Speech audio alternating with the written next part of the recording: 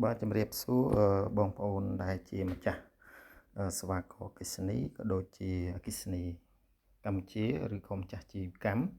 ខាងក្រុមហ៊ុនអាសាទិចយើងខ្ញុំមានសេវាកម្មជួសជុលទៅលើអូតូ Recloser 22 និង 35 kV នៅលើបដាញតង់ឆុងមធ្យមបើសិនជាបងប្អូនមានតម្រូវការអាចធ្វើការទំនាក់ទំនងមកបាន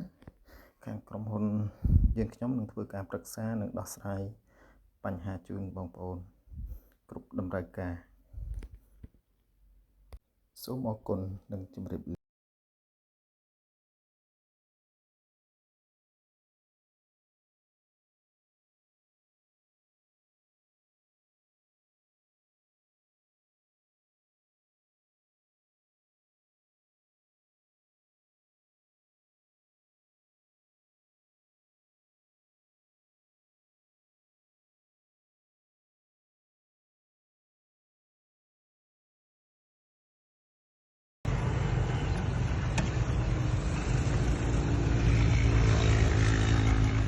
តោះ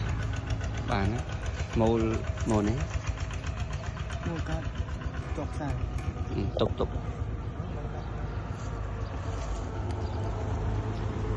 ំបងយើងមើល measurement សិន distance ចរន្ត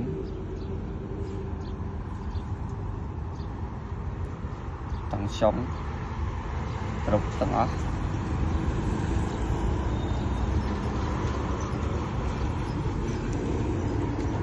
demand power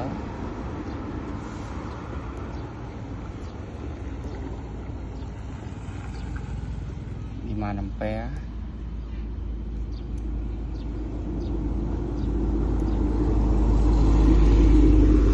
អានេះ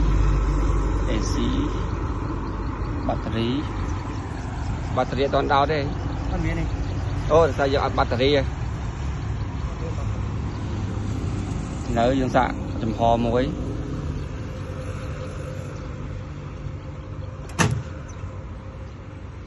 ជាប់វិញអូខេជាប់បាន